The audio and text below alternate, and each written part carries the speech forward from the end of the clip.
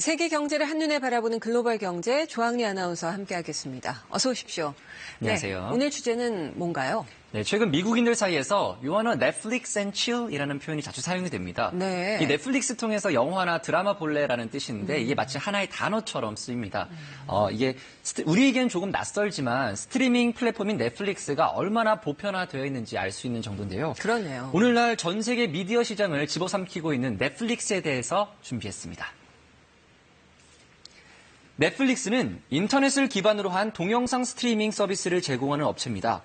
한 달에 10,000원 정도를 내면 영화와 드라마, 예능 프로그램 등 원하는 콘텐츠를 마음껏 골라볼 수 있는데요. 거실 TV에서만이 아니라 컴퓨터, 스마트폰으로도 시청이 가능합니다. 넷플릭스는 현재 190여 개의 국에 서비스를 제공하고 있는데요. 네. 올해 이제 3분기 신규 가입자 수가 696만 명으로 이로써 전체 가입자 수는 1억 3,700만 명 정도입니다. 그렇군요. 넷플릭스 위상이 정말 대단한데 넷플릭스가 이렇게 커진 이유는 어디에 있을까요? 이 유튜브처럼 인터넷을 보는 서비스인데 이 넷플릭스만이 갖고 있는 힘은 자체 제작하는 오리지널 콘텐츠입니다. 2013년 자체 제작한 드라마 하우스 오브 카드가 재미와 평가 두 마리 토끼를 모두 잡는 데 성공하면서 넷플릭스가 그 이후에는 본격적으로 콘텐츠에 투자하기 시작했습니다. 네. 넷플릭스가 한 해 총 매출의 70%가 넘는 돈을 콘텐츠 제작비에 쏟아붓고 있는데요. 올해만 영화 80여 편, TV 프로그램 700편 이상을 제작했습니다. 이른바 현금 소진 전략, 자사 브랜드 가치를 키워서 추후에 기존 콘텐츠 업체와도 더 쉽게 제휴할 수 있도록 위함입니다. And so it's really about making the brand stronger so that more people want to join. And House of Cards absolutely did that because then many people would talk about it and associate that brand with us. 이렇게 출시된 기묘한 이야기, 나르코스 등 시리즈물이 흥행에 성공하면서 넷플릭스는 콘텐츠 생산자로서의 입지도 더 굳히게 됐습니다. 넷플릭스가 성공할 수 있는 또 다른 배경에는 기존 미디어의 위상이 예전 같지 않은 거. 그러니까 이제는 TV로 콘텐츠를 소비하는 트렌드가 아니라는 것도 한몫한 것 같은데요. 네, 맞습니다. 이제 장소의 제약을 넘어서 언제 어디서나 자신이 갖고 있는 휴대기기로 영상을 많이 보기 때문에 웹과 모바일 그리고 TV 등 플랫폼 간의 이제 경계가 허물어져서 이제는 스트리밍 방식으로 콘텐츠가 유통 소비되는데요. 네. 넷플릭스가 이 시장을 거의 독점하고 있습니다. 특히 영국과 스웨덴의 경우는 일부 유럽 국가들에서는 VOD 시장의 80% 이상을 이 넷플릭스가 차지하고 있습니다. 네. 특히 젊은 시청자들이 넷플릭스를 더 선호하는 것으로 나타났는데요. 미국의 경우 18세에서 34세 응답자 가운데선 10명 중 4명꼴로 넷플릭스를 가장 많이 이용한다고 답했습니다. 유료 케이블 TV는 12% 정도에 머물렀습니다. I mean, 10 or 20 years from now, all the video you view is going to be on the internet, and one slice of that will be from Netflix. 그래서 영화계의 판도를 바꿀 것이라는 전망도 나옵니다. 올해 베니스 영화제에서는 넷플릭스가 제작한 영화 로마가 황금사자상, 카우보이의 노래가 각본상을 수상했는데요.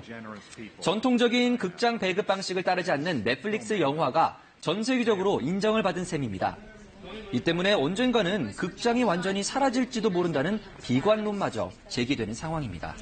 하지만 어떤 분야든 간에 특정 기업이 한 시장을 독점하는 건 그렇게 바람직한 상황은 아니잖아요.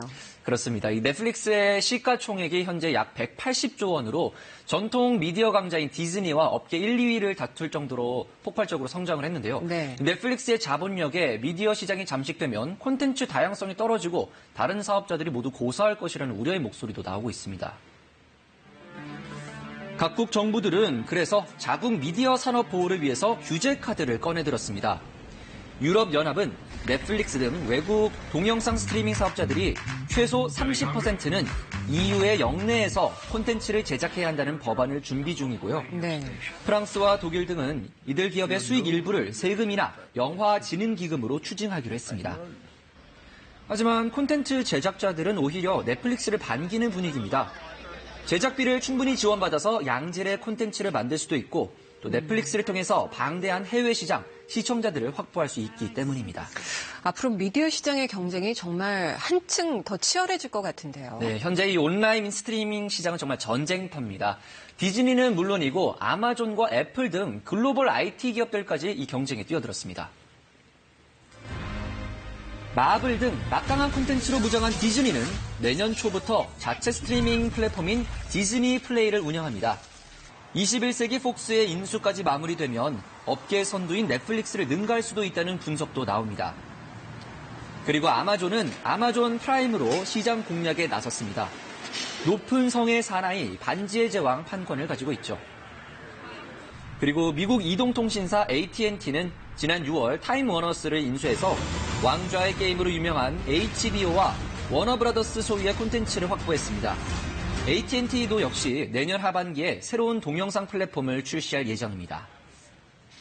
Delivering video to beautiful displays, bigger and bigger phones with better and better bandwidth is a big story, and that's why at this show you're seeing Netflix are here, Amazon are here, lots of other media companies, and I think it's the whole new way in which people are snacking on content. It's the new primary delivery mechanism. 전문가들은 풍부한 콘텐츠와 현지 맞춤 서비스 그리고 편의성으로 무장한 이 넷플릭스가 앞으로도 성공 가도를 달릴 것이란 전망을 내놨는데요. 우리의 안방마저 노리는 넷플릭스의 이 무차별 공습에 미디어 업계의 고민도 깊어지고 있습니다. 네, 오늘 소식 잘 들었습니다.